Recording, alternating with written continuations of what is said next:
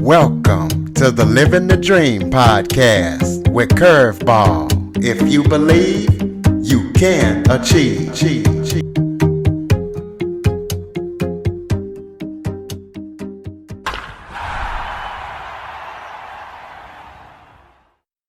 Welcome to the Living the Dream with Curveball podcast, a show where I interview guests that teach, motivate, and inspire. Today, I am joined by Aneta Waclaw. She is an author, speaker, and host of the Nourished from Inside Out show. We're going to be talking about how she helps people recover from unhealthy relationships and take the leap of faith to live the life they want. So, Aneta, thank you so much for joining me. Thank you for having me, Curtis. It's an honor to be here. Why don't you start off by telling everybody a little bit about yourself? Absolutely. So I'm originally from Chicago and I was born and raised there, and I love the city and I love the life that I was living over there. I have a previous background as a hairstylist, actually. So I was working at the salon and pursuing my dreams of being a hairstylist, and I loved every bit of it. But the problem was, I was actually in a really unhealthy relationship at the time. And I can't blame the relationship because it was also a self-reflection of myself at the time.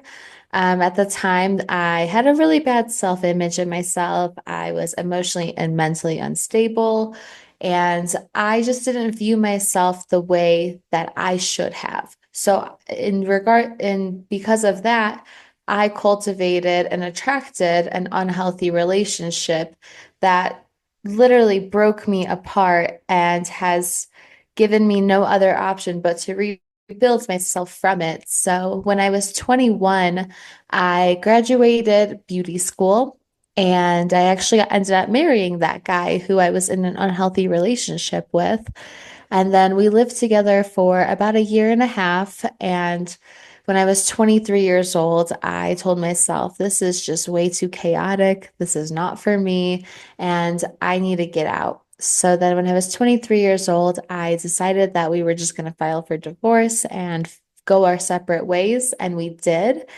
And then after that followed two more unhealthy relationships because I wasn't taking my healing journey serious and I wasn't properly recovering from these unhealthy relationships.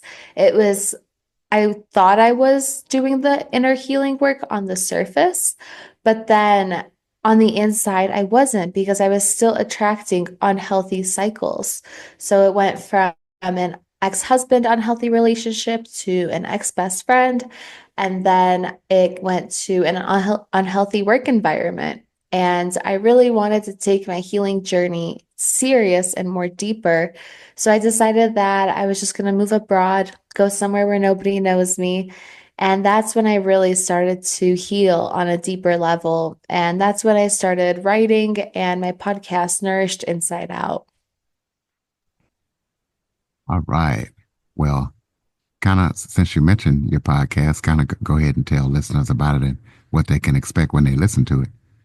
Yeah, absolutely. So basically, my podcast is a self-improvement and educational show because I want to give people the education and the tools that I once needed during challenging times. And that goes with building your self-image, building and cultivating healthy relationships, not only with yourself, but with the people around you, whether it's friends, family members, coworkers. I like to interview people who are experts in their areas so that way people can start to learn to nourish themselves from the inside out. I worked at the salon for 4.5 years, and it's so easy to do the physical appearances, your hair, your nails, your eyelashes, skincare. It's so easy to do that. But what was always lacking is that nobody talks about the inside. Nobody talks about what are you telling yourself and how do you view yourself? How are you treating other people? What are people skills? And those are things that I've lacked in the past. So now, since learning those skills and those lessons, I want to share them with other people. So to talk about give some best practice tips on people who are needing to rebuild self-confidence after a toxic relationship. One of the most important things that has really helped me on my journey is learning to fall in love with yourself. Really get comfortable in your own presence and get comfortable in your own skin because at the end of the day, you spend the most time with yourself. You deserve to be happy on the inside and the outside. So for me, that looks like really just looking at myself in the mirror for a couple minutes a day and telling myself things that I love about myself. At first, it was challenging because I didn't fully believe them. But the more that I would sit in the mirror and the more I would say those things to myself, I would start to believe them. And then you really start to feel that weight lifted off of your shoulders. So I always start with learn to fall in love with yourself and who you are because everybody has different skills and talents and techniques, and everybody has a different purpose that they can bring to this world. But it all really starts with falling in love with yourself. Okay, well, give the listeners some top strategies when it comes to breaking free from emotional attachments from the past.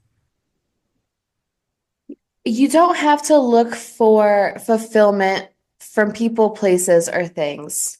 Your fulfillment starts within yourself. So, by telling yourself positive affirmations, or doing a new hobby, or trying a new hobby, going out with friends and family that you enjoy spending time with.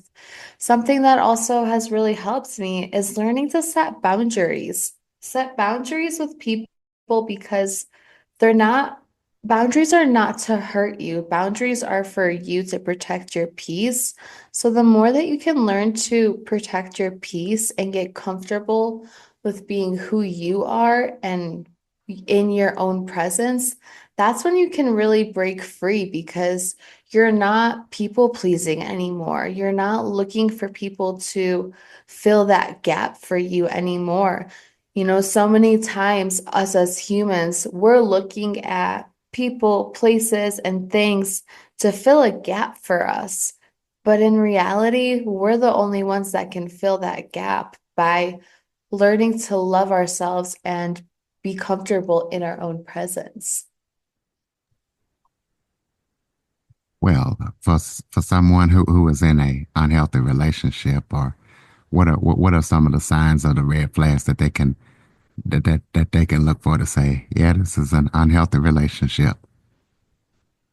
Everybody's relationship is going to look different, but I can only talk on my experience. I experienced a lot of red flags at the beginning and the middle and the end, like throughout the whole relationship. But I personally didn't have the self-confidence to walk away until about 3 years after. But some things that I noticed were really big red flags, they may seem small, but they're really not. Like somebody picking at how you look, somebody picking at, oh, that color doesn't look good on you, or this top actually looks better on you. You should try that. Oh, you should get your nails done. And just always picking at your appearance, who you hang out with, whether they're gaslighting or they're love bombing or they're trying to manipulate you to mold you into being somebody you're not. Because the second that somebody does not appreciate you for who you are and they try to pick you apart and mold you into somebody else, that's also a red flag because you are no longer living in your authentic self. You are now living up to the expectation of what that other person says about you. For example, my ex-husband hated everything about me. He hated how I looked, how I dressed, how I talked, who I hung out with, and everything. So he was just trying to mold me into somebody that I wasn't. And because of that, I started to look for approval and fulfillment from him in almost every single area of my life. And that's when I started to lose myself. So I truly had to lose myself to find myself again. So when it comes to red flags about being in an unhealthy relationship, I believe it starts with when they don't accept you for who you are and they try to remold you to somebody you're not. We'll talk about, for someone who might want to turn their healing journey into a business or a passion project, kind of like you did, what advice would you give them? Something that I would recommend is that if you are facing challenges and you are facing struggles right now, I always say you won't be given anything that you can't handle. So, your challenges, there's purpose in them. Your struggles, there's purpose in them. You just have to look a little deeper to see the positive side of things. For example, when you want something, it's something new, it doesn't come to you on a gold platter. It comes to you in the form of challenges and struggles. And because of that, it gives you the opportunity to grow and build yourself into the person that you say you want to be. For example, I really wanted to be emotionally stable and I wanted to be more mature mentally. So I got put with my ex in front of me who literally tore me apart. Like every weekend, every single day, we would argue. Every weekend, we would argue. There would probably be 2 or 3 days out of the week that we would spend making it up to each other. And then the second we would be mutual again, we would argue and just break it apart. And I didn't really realize understand it at first, but that was actually teaching me how to be more emotionally stable and more emotionally mature. Because every time he broke me down, it was my opportunity to use that hurt as stepping stones to get to the person that I want to be. And I think that everybody has a purpose in this life. We're not meant to struggle. We're not meant to live in lack. Those challenges and those struggles are just stepping stones to find your purpose. And for me, I've always had a passion for educating people. But because when I was working at the salon, what made me stand out as a hairstylist was that I was constantly educating my clients, whether it was how to take care of their hair at home, how to use their hair products, anything about hair, I was always educating. And I loved it so much that I wanted to take my education and my lessons from my previous relationships and help other people with them. So that's kind of how I came about it as well. Okay, well, you're also an author, so, tell us about your books, your writings, what we can expect when we read them and where we can, check them out at. Yeah, absolutely. So I wrote my book, Blooming with Self-Love, about 6 or 7 months ago.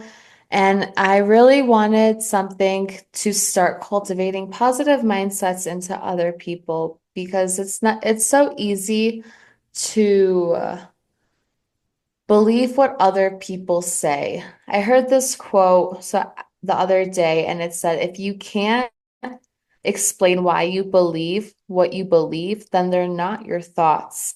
And if you can't explain it, then there's somebody else's thoughts.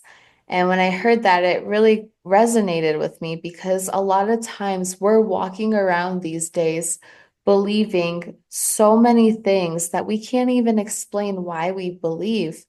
And if there's one thing you should believe, especially about yourself, is that you are worthy, you are loved, and you have purpose in you, and you are created for more. So I created my book, Blooming with Self-Love, as a positive affirmations and gratitude journal, because for the longest time when I was in my past relationship, he was constantly beating me down with negative words like, you're ugly, you're stupid, why are you doing this?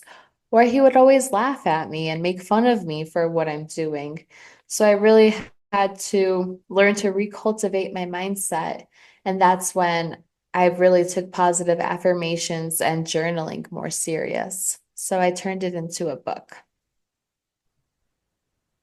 Okay, we'll throw out your contact info so people can keep up with everything that you're up to. Yeah, so the best way to stay in touch would be through either Instagram at Aneta.Waclaw. I write on Substack as well at Nourished Inside Out. And then my podcast is called Nourished Inside Out. And my book is available on Amazon called Blooming with Self-Love. Tell us about any upcoming projects that you're working on that listeners need to be aware of. So I am working on writing another book, but I am also doing virtual summits. So virtual seminars, like 1 or 2 days. I have one coming up April 26th and April 27th, and that will be a live virtual summit. And that's something that I'm working on doing more consistently in the future as well. Close us out with some final thoughts, maybe if there was something I forgot to talk about that you would like to touch on, any final thoughts you have for the listeners. Yeah, I just want to remind everybody that you are worthy of your dreams and you are capable of achieving them. Just because you're going through struggles and challenging times right now doesn't mean you're not worthy. Continue dating yourself, whether you're currently in a relationship or you're married or you just got out of a relationship and you're single right now. Always date yourself. Take yourself out to go get your favorite coffee. Go take yourself out for a bike ride if you want or can. Go get your favorite lunch. Never stop dating yourself and continue to cultivate that gratitude because gratitude always attracts more gratitude. So be your best friend, be your best date. That's the best advice I can give you. All right, ladies and gentlemen, there you have it. Be sure to check out Aneta's book and her podcast. Follow, rate, review. Share this episode to as many people as possible. Jump on your favorite podcast app. Check us out. Leave us a review. Follow us. Share the show. If you have any guest or suggestion topics, Curtis Jackson 1978 at att.net is the place to send them. Thank you for listening and supporting the show. And Aneta, thank you for all that you do, and thank you for joining me. Thank you for the opportunity, Curtis. It's been a pleasure. For more information on the Living the Dream podcast, visit www.djcurveball.com. Until next time, stay focused on living the dream.